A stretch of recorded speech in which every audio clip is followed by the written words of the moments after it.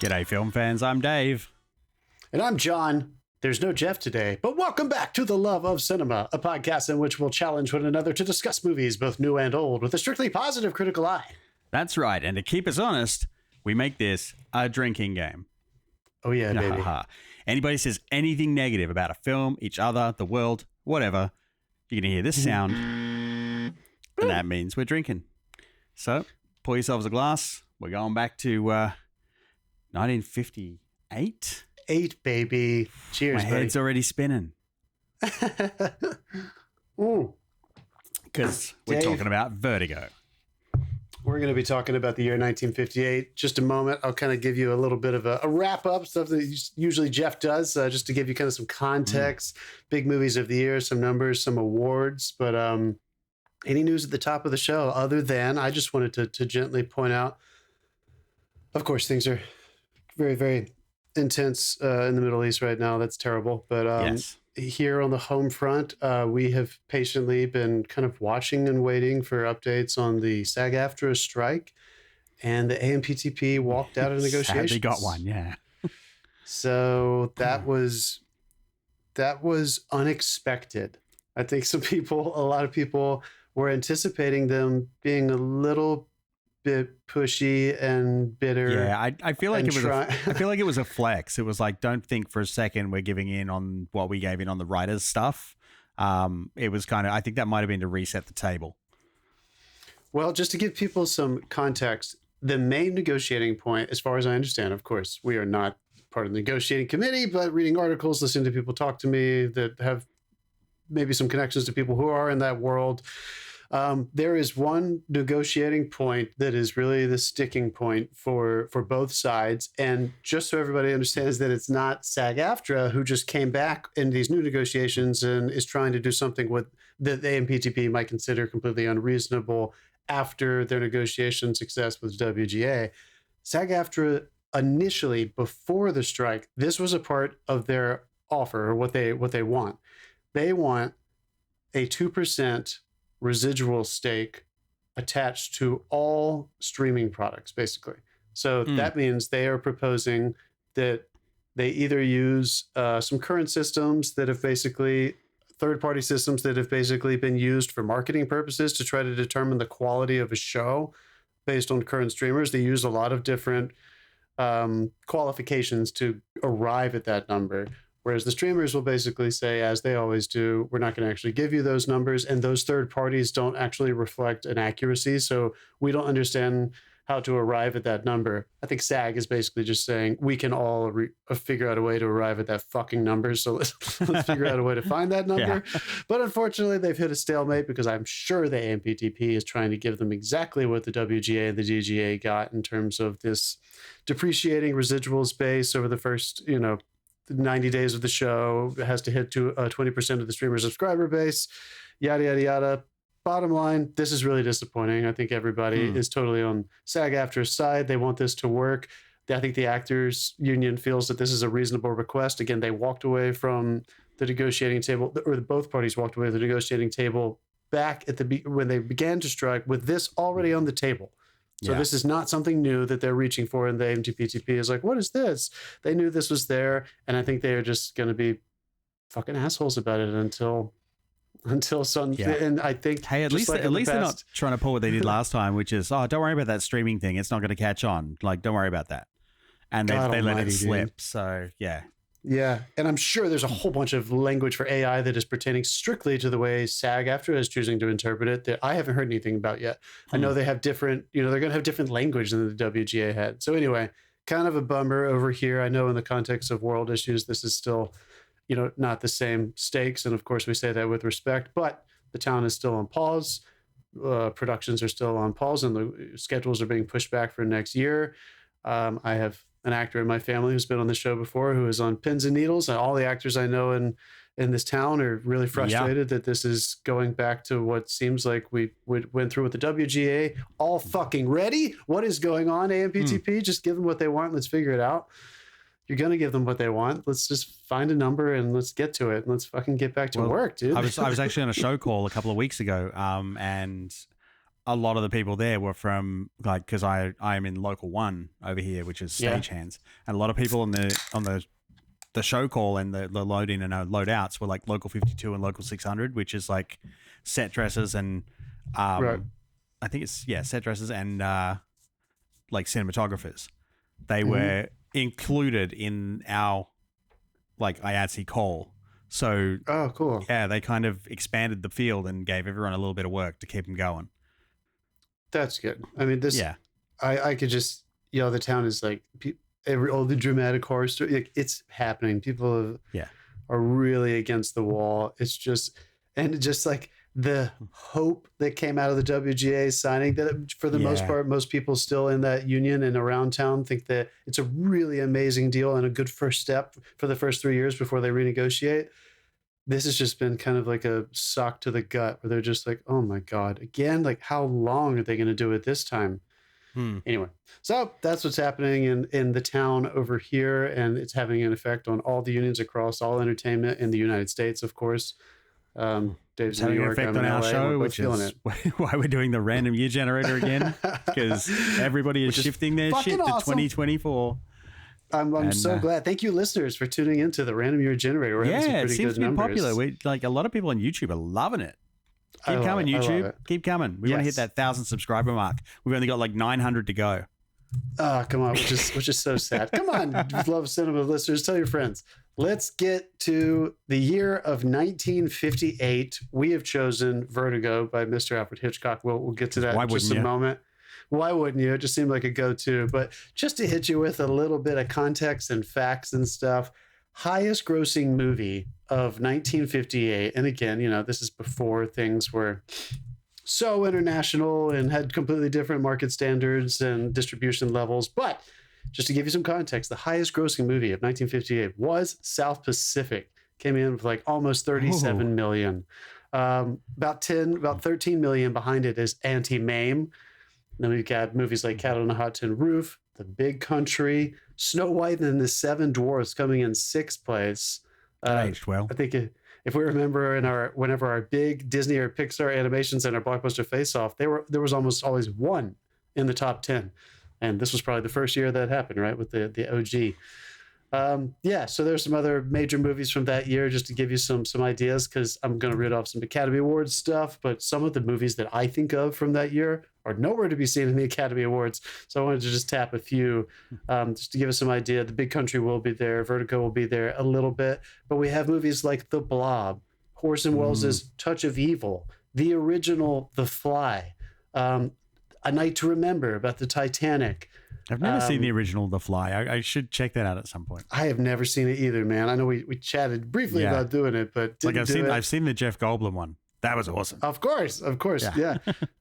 We also have Akira Kurosawa's The Hidden Fortress, which I believe a young man watched before he in Fresno, and then he came to school in Southern California, and then wrote Star Wars.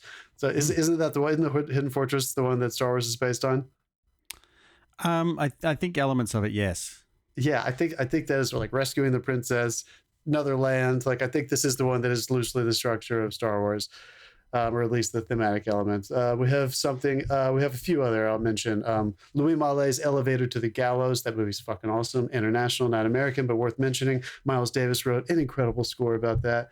Gigi, which we will definitely hear more about in a moment with the Oscars. Damn Yankees. Attack of the 50-Foot Woman. Yeah. How can you forget about that one? The Defiant Ones. We'll hear a little bit about that more. And then there was just one more, Shadows. I just want to mention John Cassavetes made what is considered the first independent American film anyway, which he kind of got there almost before a lot of the French New Wave people got there. It ended up having an enormous effect. So Shadows is there. The Young Lions, Monocle by Jacques Tati.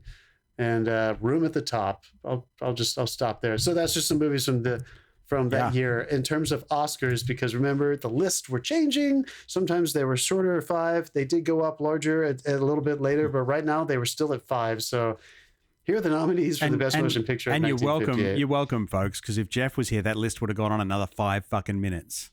I'm trying to keep it tight. I love this. I love listening to Jeff talk about this. I'm like missing out on him saying it.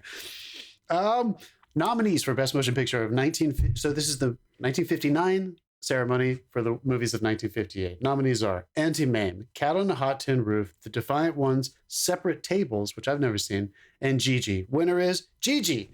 I've never seen that movie. It cleaned up. It did really well this year. The motion pictures. I'll just hit the big 5 awards. How'd the remake here, go? Ha ha ha ha. Together again, right? They made it back.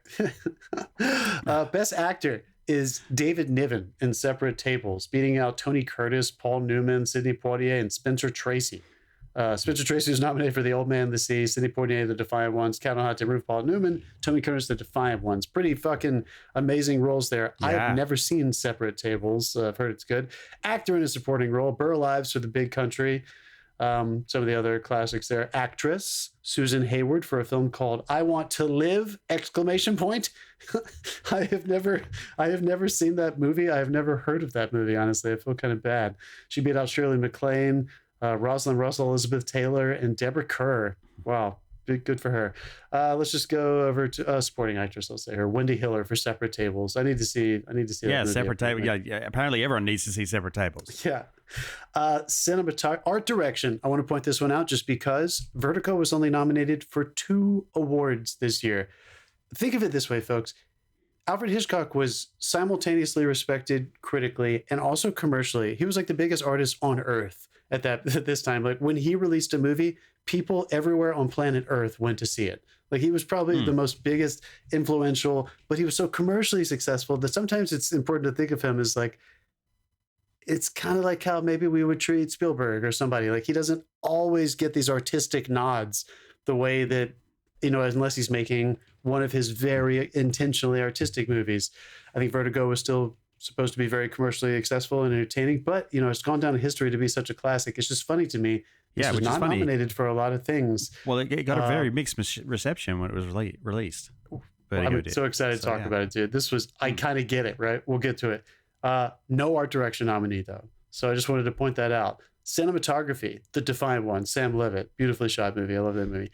That was cinematography for black and white. Cinematography color, because they still had 2 different things at the time, is Gigi. So Joseph Rottenberg, not surprising.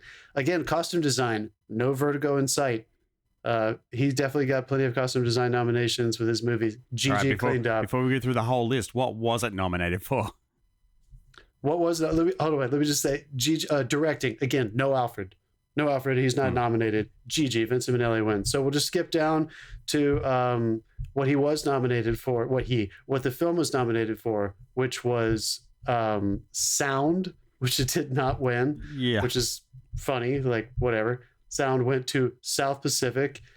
And the other nomination they got was for what was the other thing? It was, hold on, I got it right here. It was for no, wait, I lied to you. It's for black and white or color, for art direction and set direction. So art direction and set direction, which I have here on the list. Was the set pointing the right way? Yes. All right, give it an Honestly, Oscar. yeah. So Gigi still cleaned up for that. I just want to point out a couple that I think are insane to me. Bernard Herrmann not getting nominated for this score. This might be his most famous score. I mean, he's done a lot of really famous ones, a lot of famous Hitchcock ones. The riff in Psycho might be his most famous riff. I mean, Psycho but is this is definitely probably his most famous score. I think most people hear this and they know what movie it is. You can't say that for a lot of movies from back then, pre-John Williams. I mean, it's just kind of crazy to think about. And just no editing, no directing, no screenplay. I mean, it's just kind of crazy to me. It's just interesting. So anyway, we will get to it. This is 1958. This is Alfred Hitchcock's Vertigo. Just to set us up with just a moment of context for him. He was okay. So he had made, I think, To Catch a Thief in 1955, To Catch Rear Window in 1954, Dial M for Murder in 1954, Strangers on a Train 1951. So this decade was very kind to him. He still had a bunch of really big ones. Coming out of the 40s into the 50s, he was just on top. The year after this, I think he comes back to Universal Studios. He had been at Paramount. He made his first movies at Universal after coming across the sea, and then he went to Paramount for a long time. And then when MCA bought Universal and kind of revamped the whole studio, they brought him back.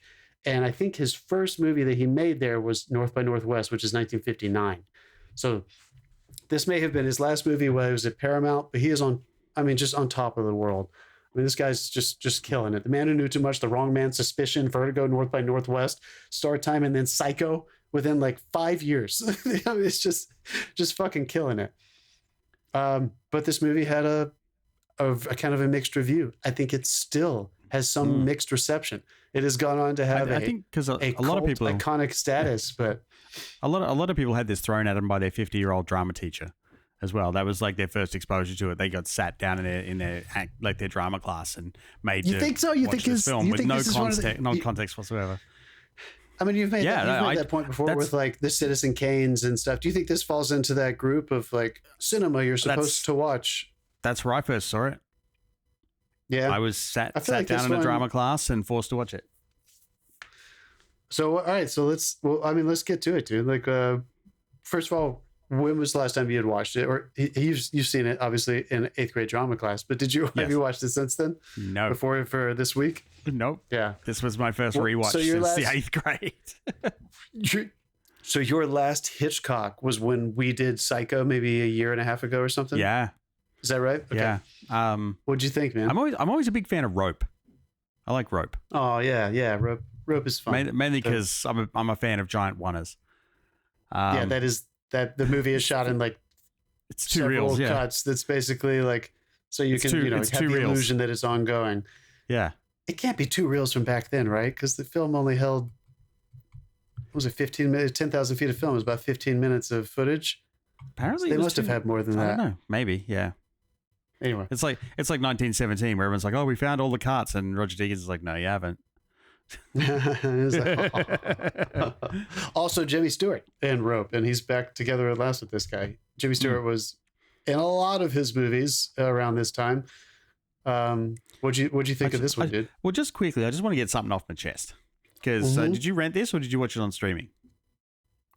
I had to rent it. Did you watch it on AMC Plus or something? I have AMC Plus because like Interview with the Vampire I got into. My wife was into Discovery of Witches, all that sort of stuff. So we still have the account because I get them for 12 months because, whatever. And nice. So I still had it on that. And then I hit play and it comes up with, due to streaming rights, this will run with limited interruption. And it's like, I'm sorry, I'm paying for a streaming service with like to have no fucking ads. And all of a sudden I get all these fucking ads where it just cuts out in the middle and it wasn't anything they're making money off. It was ads for their fucking programs. So what licensing bullshit are you doing if you're putting your own ads in the middle of the fucking... Yeah, sort your licensing shit out, people. Like, and I'm sick of shit moving from one network to the other. I should turn the gripe timer on, to be honest. Well, do you remember... Dave, do you remember when we used to have like cable and at least over here in America, like that was always the last ad per commercial segment. It was an ad for that network. Like the last one, if I was ever able to like tape a movie or something and fast forward, I knew I was about to get back to the movie because the last advertisement was always for coming soon on AMC or coming soon on blah, blah, blah. That's your signal to run back from the toilet. Yeah. Weird, dude. I mean, hey. Yeah, what the fuck are we paying for if you're first of all, if you're going to have ads in there anyway, but also if it is ads for your own service, like what is the benefit of that? You're already here. Don't put it's like the fucking AMC ad for going to the theater. It's also like them basically saying, please don't cancel us. Like they may as well just have like put that up there in big bold font. Like there was something else coming. So silly. Yeah. Well, so anyway. I actually bought it. It's available right now for $6.99. If anybody wants like a relatively cheap purchase on iTunes, Vertigo is there for less than the typical $9.99. And you have to buy it on that because Best Buy doesn't have physical fucking media anymore. So it's been a fun week. Yeah, they've started to phase it out. Everyone's phasing out the physical media. Somebody ordered. Although I did actually text the Matt and Mark movie show today because it came out that one of our favorite films for both of us is Super Mario Brothers, the original. the 1993. It's a guilty pleasure. I love it. It's good fun. It's stupid. Yeah, dude. Whatever. Bob I think it's Hoskins. fucking Give it up. awesome. It's getting a 4K release, but like What? in Australia, you can't even buy that thing in this country. Like and apparently the corporation that releases them is releasing them. They always release them region free. So if anyone else like Can us get has, it, we can watch it here. has a secret love of Super Mario Brothers, the quirky original, yeah, Those Koopas with the tiny heads. I fucking love. Yeah, dude. Everybody's talking shit about that movie. I liked it when I was a kid. yeah. But yeah, man. All right. Well, let's All right, back to Vertigo. I think we both. Well, I guess we should just preface this by saying that I'm a big Hitchcock fan. I don't know how you couldn't be to a certain extent. I think he's just very. Yeah. He's very easy to watch. He was one of the first directors that I noticed as like for directing. I used to watch movies, religiously just as a fan of movies when I was growing up, and then when I started acting, mostly through that perspective. And I think it was around then, late teens, throughout my 20s, before I had ever started like thinking of directing, I started thinking of Alfred Hitchcock as a director that I noticed, and it kind of made me watch his movies a little bit differently. Also, We everybody did loved Psycho not too long ago and loved everybody loved the cameo as well, and there was no internet to tell you where it was back then. So if you missed it, you had to go see the movie again to find out where he walks through the frame, because he made that a thing. Tell me when we get to it. Tell me where he is in this one, because I don't think I've ever caught him in this one. Yeah, I found Is it it. really obvious? You found it? Okay. He walks right through the front of the frame. He's literally one of the people walking on the street when James Stewart's walking around the corner into I think it's the shipping company or something. There's one scene where he just walks. It's an establishing shot. He's walking down the sidewalk and turns and walks into a gate, and Hitchcock walks past in front of him. Okay. Really good. Yeah, Really good. it's really subtle. All right, man. What'd you think, dude? Hit me. It starts off so promising and fun, and like in the first 3 minutes you've got stunts, pioneering camera techniques, edgy female humor, workplace harassment. Like everything is there in the first 3 minutes. Okay. But Midge. yeah, it starts off with him chasing across a rooftop, and of course, one thing I did notice all the way through this, that made me really like it was the use of like compositing tech, like either be it in camera or like keying stuff. It's done really, really well. Sometimes to the point where you're like, how the fuck did they do that? Like, Yeah. what was the technique used there? Because that was clean. Yeah. It's Explain that a little bit to people who don't know what that means. Okay, so basically, in some of the interiors outside the window, you've got a live shot happening. Right. For instance, in the bookstore, they go to see this guy at a bookstore, and there's a whole street scene happening outside, but it's a combination of the bookstore set, then a sidewalk with actual actors walking back and forwards, and then what looks like a rear projection set up on the edge of the sidewalk so that you get the street scene, and then all of a sudden the sun goes down in the whole thing. So it's done really, really well and like clever, and just the way they made it all work really works for me. That especially sequence, since- I noticed that sunset this time too, and I was just like, why did they choose to do that? It seemed Yeah, I like was like, a did they- technical feat that they I'm wondering, they, is that the only stock footage they could find of the street, and they just had to match it on set? they had, or what? yeah, because when they're out on 'Cause the the- sidewalk, yeah. Because Wow. that works similar to the volume these days. It's captured in camera, so they Mhm. reproject live on set. I enjoyed this to a point. Okay. I mean, he's definitely the master of suspense in this, because you will be like, what the fuck is going on for like a lot of the movie. I was actually really interested though, because just for fun, also drinking game, drink every time they say acrophobia in the first They do. you'll be unconscious they're in the not first shy 10 minutes of the fucking film. That word. Yeah. But it just, I did notice on this watch, like the vertigo turns up in the opening scene, and the vertigo turns up in the first establishing scene in the office, and then you don't hear a fucking thing about his vertigo for like the next 90 minutes. Like it doesn't become a thing. It becomes this other thing, and then that resolves, and then it becomes another thing, and then the vertigo comes back at the end. I was like, it's kind of the title of the movie. I was expecting a little more, but it's still fun. It's great. Like it's a dramatic watch. It's clever. The mystery is clever. And I'm not kidding. Like in a good way, you'll be like, what the fuck is going on? And then you finally find out what the fuck is going on, but they let you know, but not him. So then it goes from what the fuck is going on to when will he find out what's happened. And that's really good like reinvention of a mystery halfway through, because you can only like work a mystery so far, and then he changes the style of the presentation of the mystery. It's very clever. And I really dug it. Didn't stick the landing for me. The ending I found a bit naff. And and there's a lot of like of the time where endings just happen and then they're out of there. Yeah. And was it that kind of thing, like culturally, the way they ended movies back then? And Hitchcock was notorious for doing this. It almost felt like they were trying to do like a Chinatown ending. Only they fucked it up. Yeah, and I don't Chinatown know. is a brilliant ending. No. I like the film. Look, I like the film a lot too. This was one of the first ones. I will say this was when I was like getting into Hitchcock movies. And I've probably seen this maybe 4 or 5 times now. This is probably the 5th time I've seen it. And I remember when I watched it the first time, just being kind of overwhelmed by the filmmaking. And again, I hadn't made any movies by then, but I remember being like, oh God, he's a good filmmaker. I'll get to that in a minute. Obvious.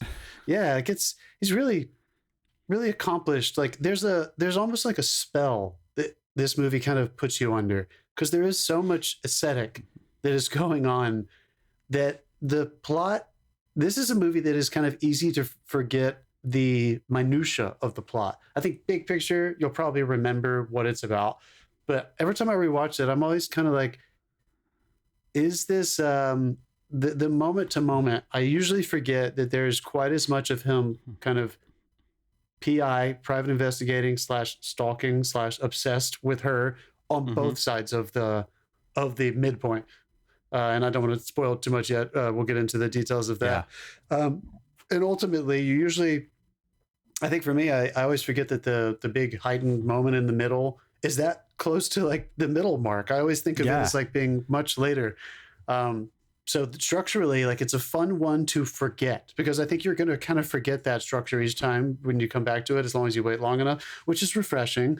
Because some of the movies, not picking on Hitchcock, but I feel like a lot of the mysteries and thrillers, if you don't really forget those things, they're not as much fun to rewatch, just because there might not be any mystery. I don't know. For this one, well, I mean, he is notorious for reinventing a film like halfway through. Like Psycho, you don't see Norman Bates for 35 minutes or something in the beginning of the movie. Honestly, it's a bank heist and traveling. That was a giant. He had never done that before. Good point, man. It kind of makes me wonder if because I don't feel like North by Northwest is something that extreme, but this midpoint 2 years before he makes Psycho is a big step in that direction of like, what the hell is the movie about now? Yeah. Anyway, I still really liked this. I think this time more than any other time, I started thinking a lot more about kind of what you're touching at. Like, there are a lot of people who criticize the fact that his acrophobia and the vertigo is used in such a device way, and maybe it is in the novel that is based on as well, that the justification for the midpoint, the thing that happens with the death in the middle of the movie, is so reliant on him not being able to get up those stairs that I think some people really can't get past that. And they think that this movie is overrated in Hitchcock's canon because it's just too devicey and too simple. And the title of the movie is a part of the device and everything. Because this movie for me is not about vertigo. And I'm sure Hitchcock would say the same. It's really not about that. For me, it's almost about obsession. And like when I started to see that second half of the film really fucked with me this time, like especially post Me Too and the climate that we're in now. If you couldn't, and I'm not even saying it does, but if you couldn't look at it through justification of the fact that she also used him in a very terrible way, whether or not she meant to fall in love with him, there was this like twisted, plot that she was very much involved with, that he was compromised for, went insane for a year, I think. Like, totally was catatonic. And like totally ruined his life while he was dealing with this other mental issue, this acrophobia over the death of somebody, a partner of his in the criminal police force or whatever when he was a detective. So if you don't think about that and you just watch it on its face, this is a very creepy male obsession movie. And even on its own, that was really kind of gross and fun to watch. And that it's funny because I had two of my sister-in-laws were up this weekend, and one of them was sitting on the couch. They came back from whatever they're doing, and I was up to the bit like just after the incident where like they meet up again. I don't know if we even need to turn spoilers on. It's a fucking 50-year-old movie. So okay, yeah. If you like, just go and watch it now before we keep talking, and we'll get back to you. But yeah, it got to the point where he started trying to remake, like her, and dress her up the same and do all that. And my sister-in-law sat down to watch, like was just sitting on the couch and watching it. She's like, "Yeah, put it back on," and from that was her starting point. From there, and she's like, "What the fuck is wrong with him? What is?" And it's like just from like if you miss that first part, what he's doing is like twisted. He's obsessed, and like it really does deal with like false ideals and inability to let things go. There's a whole heap of themes bouncing through the second half of this movie. Yeah, and maybe too many. I think a lot of people find that frustrating that it shifts tone so much and shifts away, and it becomes such a movie of obsession, and it misdirects you so much about what you thought this movie was going to be about, which is this man trying to get over his fear.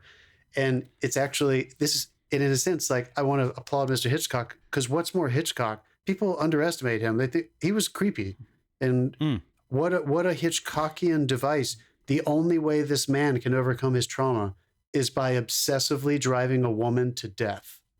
Like, I mean, that is almost exactly what fucking happens in the last half of this movie.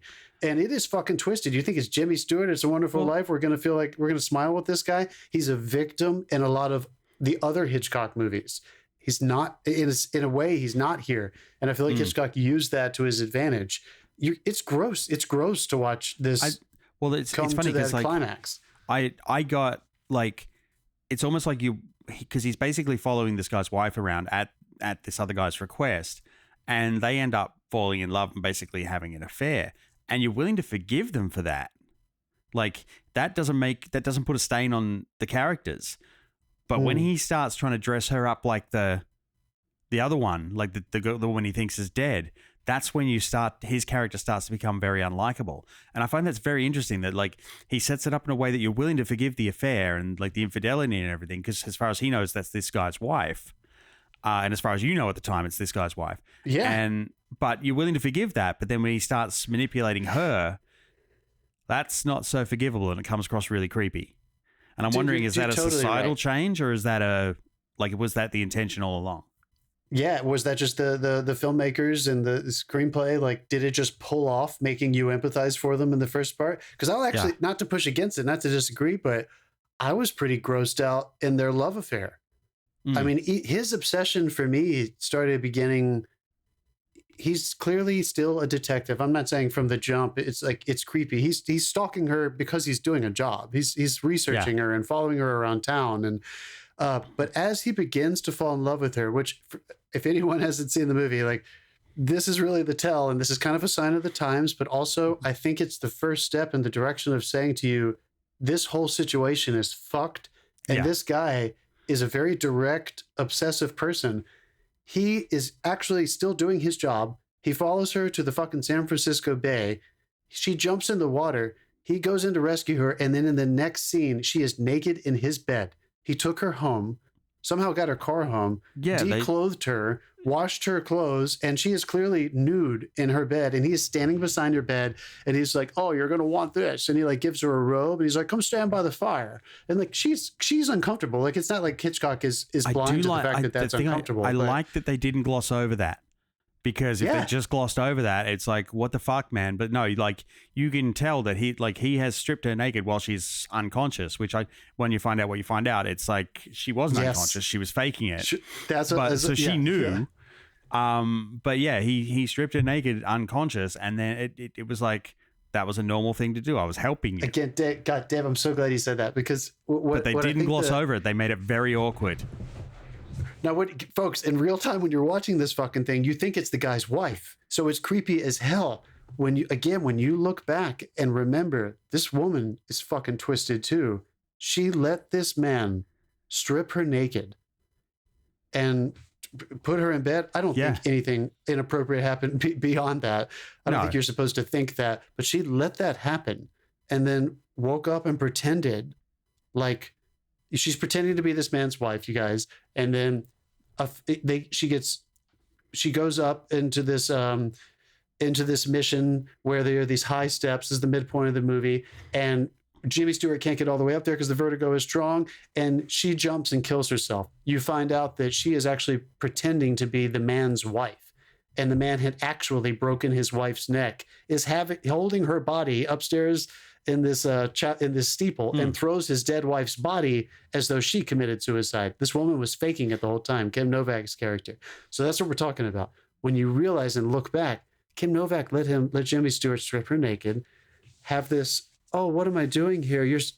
What did you do that for? Knowing, and you can tell Jimmy Stewart, the way Hitchcock captures it, the way Jimmy Stewart plays it, he is obsessed with her. By the time he has rescued her out of the water, he has now seen her entirely naked. He's super into her. He's asking her to stay at his place. The next day, she comes back and connects with him, that's the most fun part for me. Mm-hmm. Why, when she starts, especially since he's following her, like at the time she comes back, he's following her and she drives to his house. Yes. Yeah. And Dave, I mean, this is part of the plan though, right? Like, of course it was. But when she starts to pull him in and start to manipulate him, this movie I think is underrated. If you only watch it on its face, I think there are people who get frustrated with that plot element. Oh God, he couldn't get up the stairs and that guy got away with murder. Give me a fucking break. But look, if you buy it and swallow it, that's what happened. That's not what this movie's about. This movie is about psychological decay. It's about obsession. It's about how love is fucking gross sometimes. Their love was still love, but I think the expression of entirely built on lies. So tainted. Yeah, it was entirely built on lies, and it drove her to death. I mean, it drove him to a catatonic psychosis after she died, or he thought she died, and then it drove her to fucking dying. Yeah. Now, Dave, why do you think she jumped, bro? I think she thought it was the other guy coming back, because you only see the nun in shadow. I think she thought it was the guy who killed his wife coming to finish her off. I think she thought it was the woman. Ah. That's a good one. Yeah, I like that. At the end of this movie, folks, they're up in this. What an incredible sequence! Jimmy Stewart is this is the one psycho. I had a problem with. This is the one I had a problem with because basically it like at first he couldn't get up the stairs to save the woman he loves, but if you get angry enough, you can overcome whatever mental illness you have and suddenly climb these stairs. Well, we have to. We can only go by what the filmmakers have taught us. So look, this is not I don't know enough about psychosis or these mental disorders, acrophobia, these different kinds of phobias, how they come on, how they leave you. This is all before therapy and psychology was as prominent. Freud was coming up, across the waters over the previous 20 years. Yeah. And so Hitchcock just defined a rule for us when he's in the opening scene, not the opening sequence, but the first scene with Midge in her apartment, and he's talking to her about his vertigo, and he says that the doctor said the only way I'll get over it is with an extreme level of trauma. So I have to maybe I'll get over it with time, or if I have another traumatic experience, maybe that will help me get past it. So in a way, in a filmmaker, in a writing way, Dave, isn't that a fun assignment? All I have to do is find a way to get this man to an extreme state of duress or stress or trauma. That is kind of fun. It's like, hey, let's fuck him up twice as much. Yeah. Yeah. And do we buy it? I don't know. That's how people end up locked in a box in your therapist's office. Like, no. Well, honestly, dude.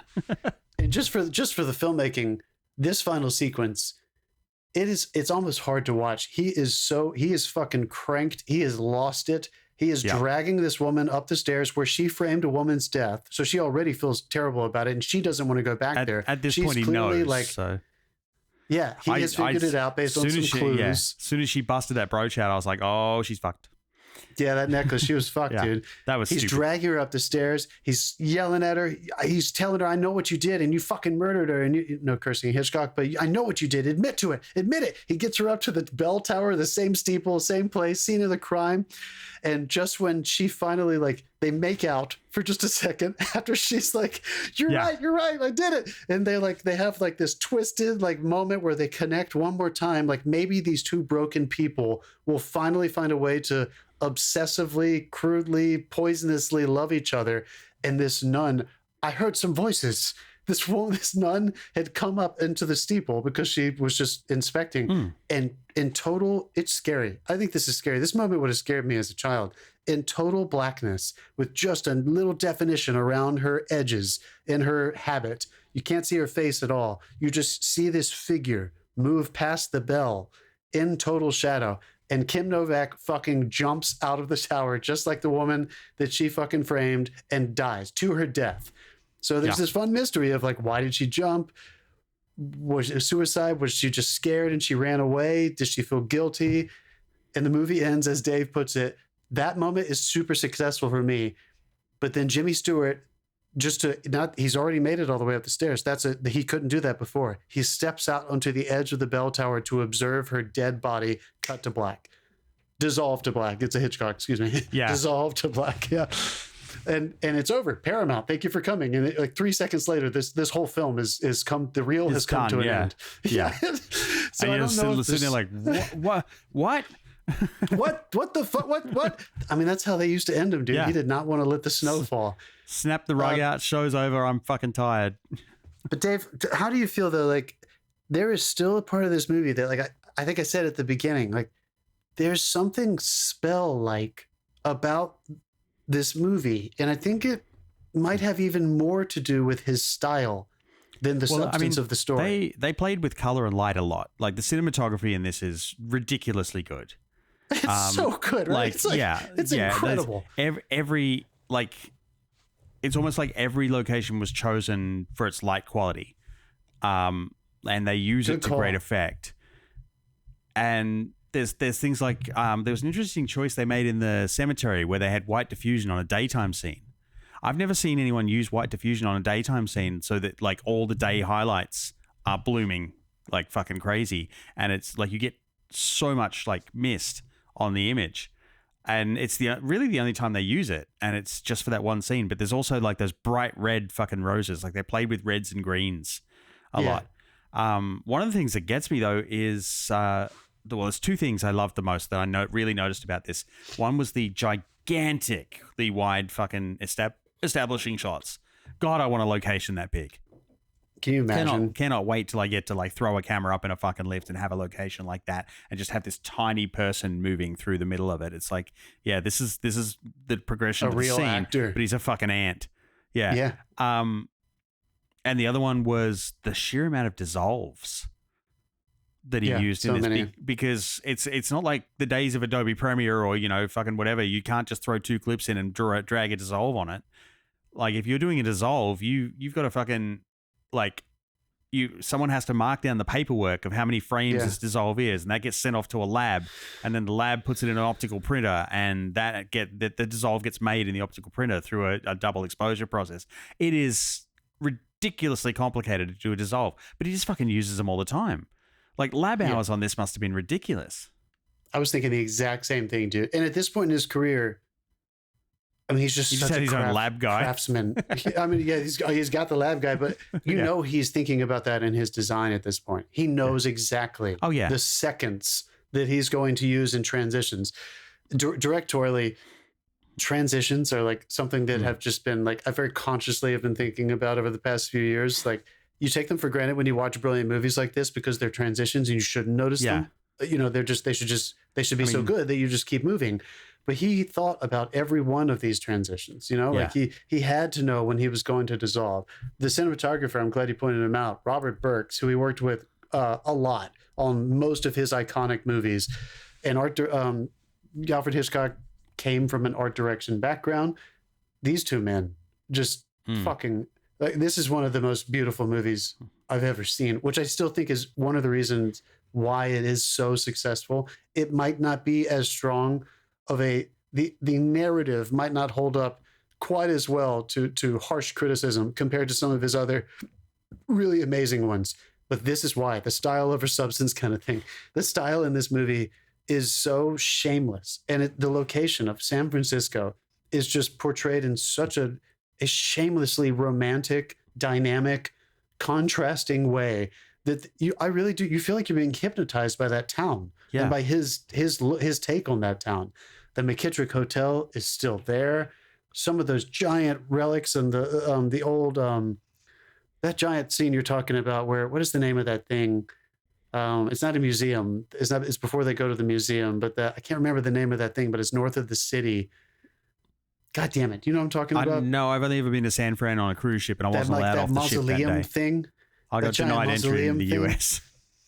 How about fucking you made it anyway, Dave. You made it. I did. How about I that did. fucking Ernie's restaurant wallpaper?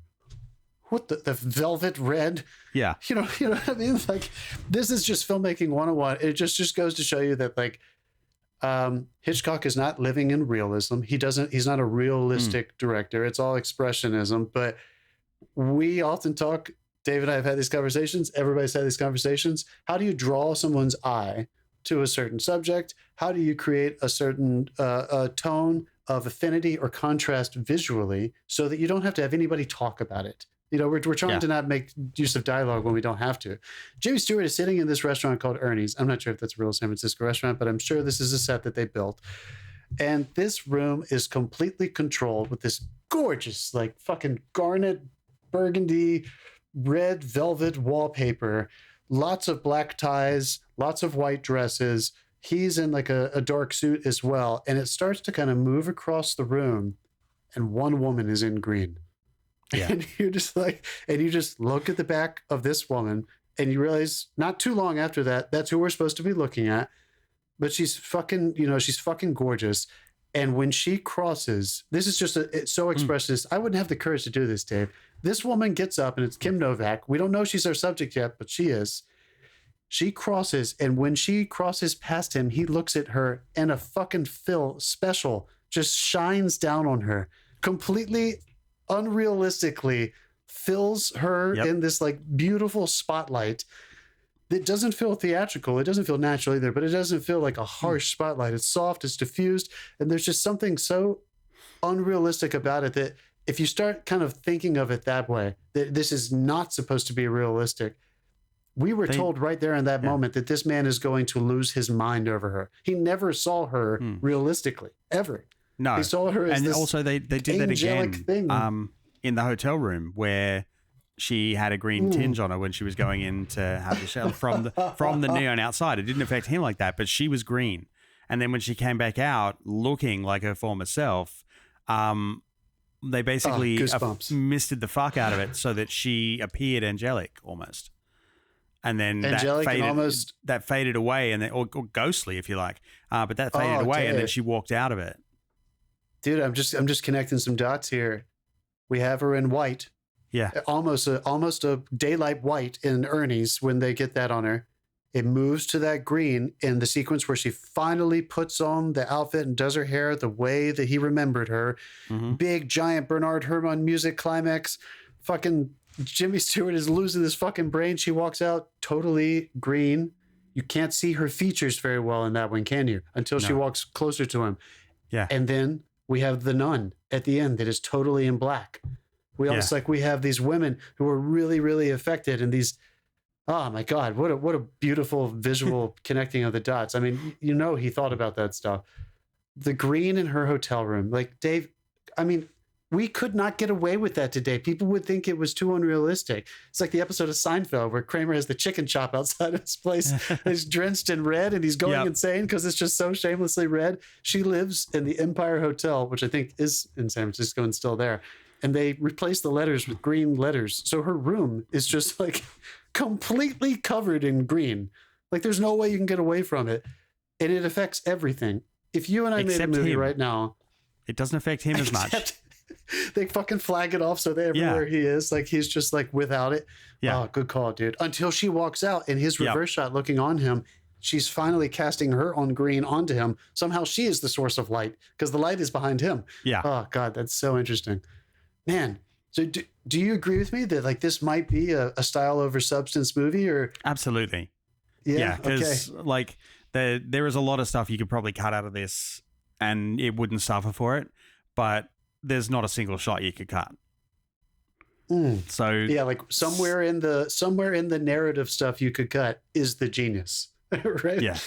Somewhere in that shit is the stuff that Alfred Hitchcock is like. That's why we will never be Alfred Hitchcock. Also, I have to throw a bit of respect. The ex-wife who he keeps going and visiting, that they were married for 3 weeks never or whatever. Married. No, they're engaged for 3 weeks. They were engaged never for 3 married. weeks. Sorry, yeah, they're the ex-fiance. Yeah. That painting that she does, that was a lot of time and effort for a sick burn. I have respect. Because when he walked around and looked at that, I'm like, oh, fuck, it was a burn. But she thought he was going to love it and didn't realize. But like, I took that as a sickest burn ever. Like, yeah. Oh, man. I mean, she must be like the most talented person ever to like casually have just whipped up the fucking Carlotta painting with her face on it. I also thought that scene was, go for it.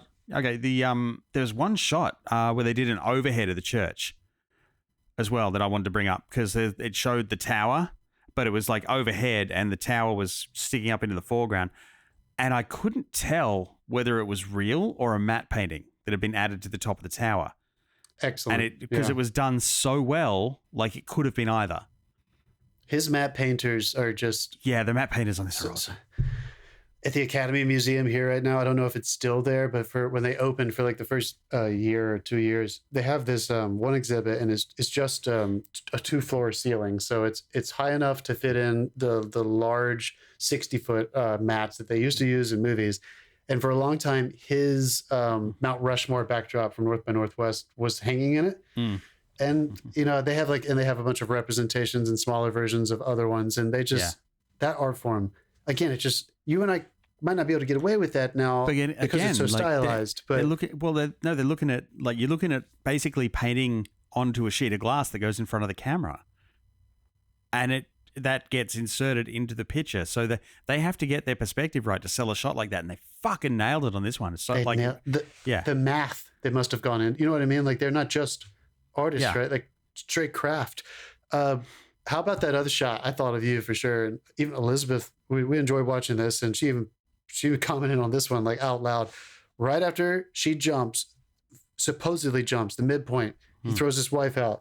It cuts outside of the tower to this shot. I don't know where the camera was, or if it was on a crane. You see the mission steeple. You see the roof around the mission steeple, where the priest and some nuns are climbing up to find the dead body. And down on the bottom right of frame, you see Jimmy Stewart. That's the shot I'm talking about with the steeple. Yeah, that's the one. Dude, incredible. I mean, it's just your eye is going. What is that called when your eye like moves across screen? Like it's all set in one shot. This is not through cuts, folks. It's just this big master. And man, that is an incredible shot. And that is like quintessential Hitchcock when he has you realizing. Like, I heard Rian Johnson I told you he came to school a few weeks ago, and somebody asked him, "You seem like a really great." Did I already say this about suspense? Did I give this anecdote? This guy asked him a question about how to create suspense because he seems to be really invested in that kind of storytelling. And this guy referred to this really famous class that used to be taught at USC on Hitchcock. It was just this giant Hitchcock class taught by this really legendary professor. And Rian Johnson said, in that class I learned that Hitchcock said, and whenever he would give classes, that the key to suspense is not subtlety or ambiguity. It is clarity. You show the audience everything so that they will begin to start imagining, why do I know all of this? So that as you show them everything and there's no mystery, they will begin to assume this must be building to something. And even in that shot right there, like it's not necessarily like he definitely utilizes that straight away. Like straight after the suicide, she as soon as he finds her, that gets through the business of him suffering for a year, and then as soon as he finds her and there's that first discussion, she immediately sits down and it goes to a close-up of her, and she imagines what actually happened, and straight away we're shown everything we need to know. And Yes. again, it's you're right. It's like why do I need to know? Like, why do I now know this? And also, what happens when he finds out? Because we now Yes. know something he doesn't. So that builds the suspense of when will he find out and what will he do? Because he's slowly getting more and more unhinged. Good call. And that's- I think it's yeah. important for us to. I'll explain via Hitchcock's words. This is him, not me saying, because he is the master of suspense. That's what we Yeah. all call him, right? That's what all the marketing around his movie and the show and everything were. And there's a famous interview that he does with what's his name? 400 Blows. Fuck, who made that? Jesus, John. Truffaut. God damn it. With Truffaut, and it's in book form. You can read it, and there's also you watch the documentary of it. And he just talks about for a second the difference between a suspense and a thriller. He said, "Is you imagine there's a couple and they're eating dinner in the kitchen. In the thriller, they're eating, they don't think anything is happening unusual, and then a bomb goes off in their house and destroys them both. And you're like, how did that happen? What happened?" In the suspense, I show the couple eating dinner, and then I go underneath the table and I show a bomb ticking beneath their feet. Yeah. And then I go back to them eating dinner, and I go back to the bomb ticking. And then we see it count down and they explode. And the sensation you get until the explosion is suspense. So, Yeah. I mean, It's funny because suspense and horror are done completely opposite. is 'cause horror more thrilling in that it's aspect? like the suspense you reveal and have the build from that reveal. But with horror, you don't reveal. It's like Stephen King once said, like the best thing about I think it was the movie called The Strangers. You don't, like when they come in and take them prisoner in their own house, you don't know why they're there, and it's never said why they're there. So they become this force that just turned up at your house, and you don't know what their motivations are or anything. I know what you mean. Motivationally, I agree with that, but I love that movie, The Strangers. Yeah. When you see them in those wide shots, have you seen the movie? No, I keep Oh, going to God, watch Dave, it. It's so, Yeah. dude, it's good. No, dude, it's I keep scary. going You're to gonna watch get it. It's like it's on my list, but yeah, All right, I'm not going to ruin it for you. I'm going to watch it in this October, somewhere before Halloween. Yeah. I'm watching this. God damn it! You made me think of something about when you were saying that about not showing. Either way, I think this is, you're right. This is a perfect example. Like, the point is not the mystery. He wants us to know the mystery very quickly so we can watch these two, points of opposition. We understand who she is now very, very, very clearly, and we understand why she doesn't want to do it.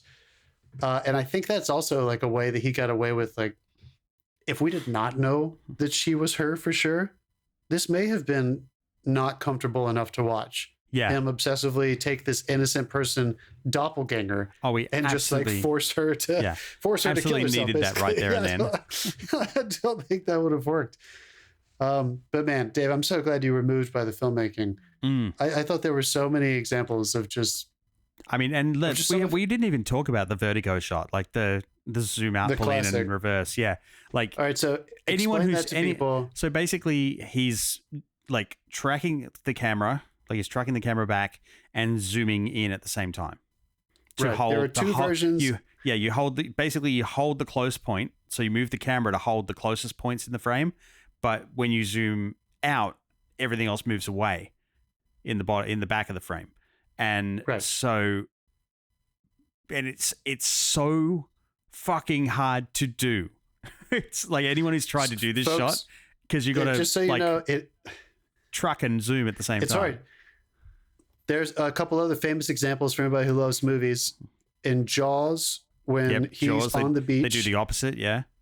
Yeah, they do the opposite where the world shrinks. Oh, it expands around him as we push in on his face. So that's we go in and zoom out. Yeah. And then when Frodo looks down the road, we have to get off the road. When him and the hobbits are still looking down the road, and he senses the first wraith coming. He does a similar. His shrinks, so he pulls out and does a classic Hitchcock. It's a pull back.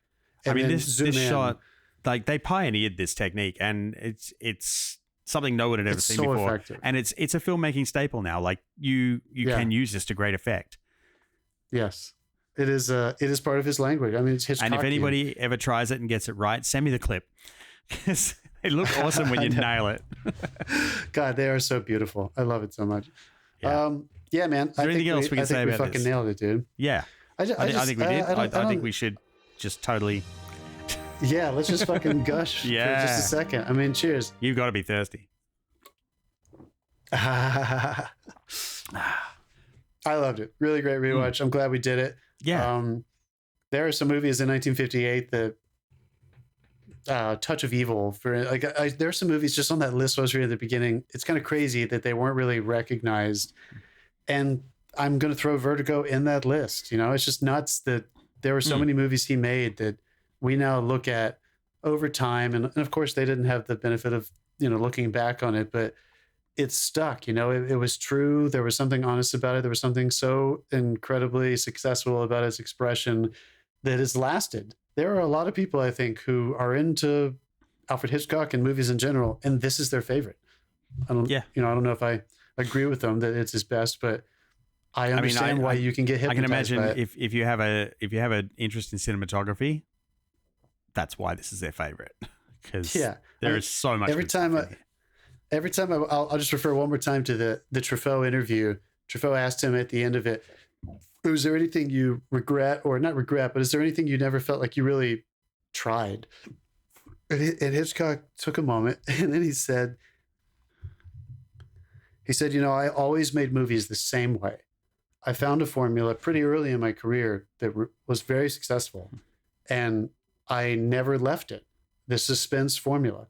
I found stories that would be malleable to it. I found actors that would help heighten the stories, but they were basically doing whatever was in the storyboard. Like, we've made the movies before we made them, and then we just shot according to what I had, edited it according to that same formula, and that was it. And we moved on. And it's why I was so prolific.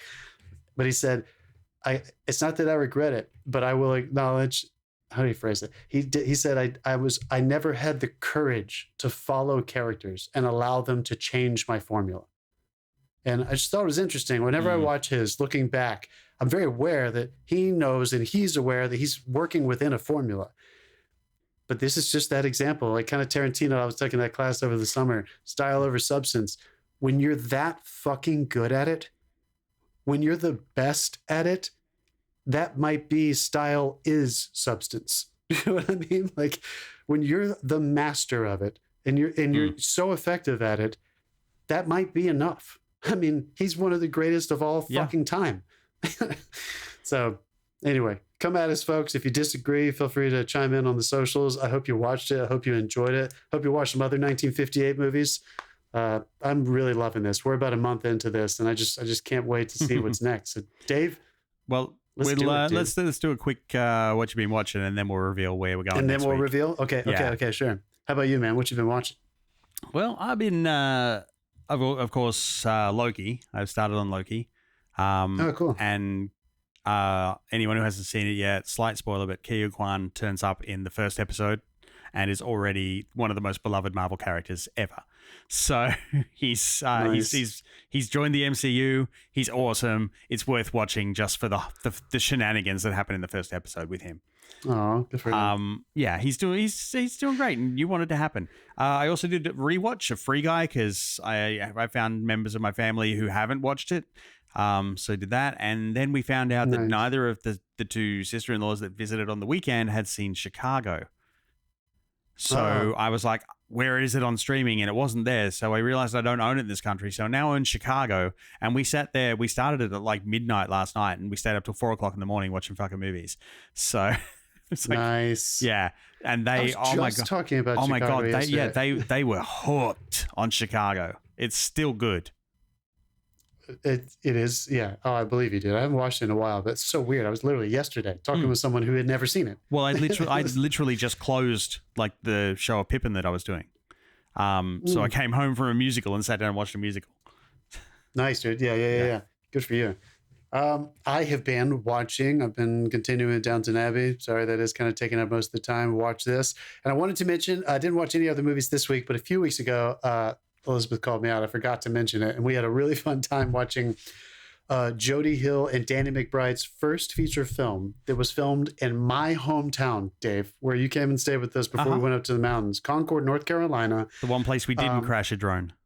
It is called Foot Fist Way. And it is about like a small town Taekwondo teacher Okay. And it's exactly their kind of movie, just silly. He's so intense. It's Eastbound and Down. It's that same kind of exact tone. It is awesome and hilarious. And I just had so much fun watching it. Those guys are funny as shit.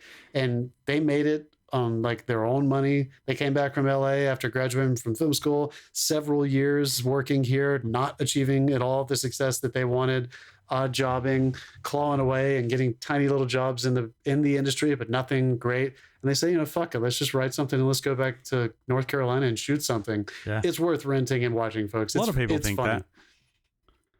that. Yeah. You should do that. You got to go home and make your shit. Guns going off everywhere. Jeff, you were missed. It's coming right for us. Yeah, you're funnier than both of us. Come back on and tell funny things. We almost had any listeners who remember Mr. Jack Daniel, the wonderful guest who came on for The Verdict and what else? One more thing. He was definitely with us for The Verdict. Grease we did 2. him dirty on his first episode because we made him review Grease 2.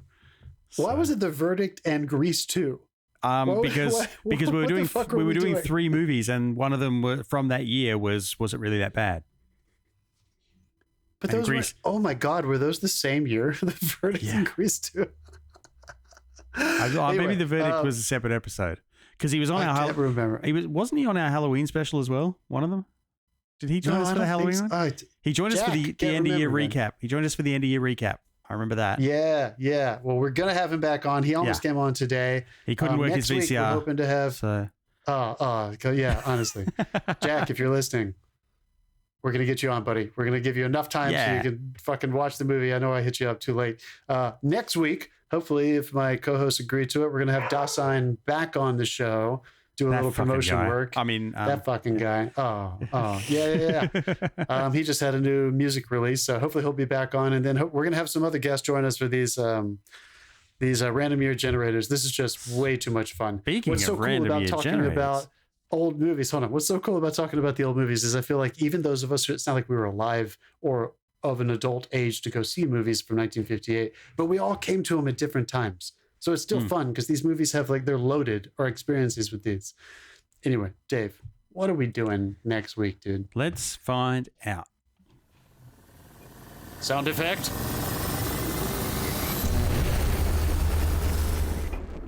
SFX. Oh my God. You just noticed that, didn't you? The greatest year of movie history. We have 1976.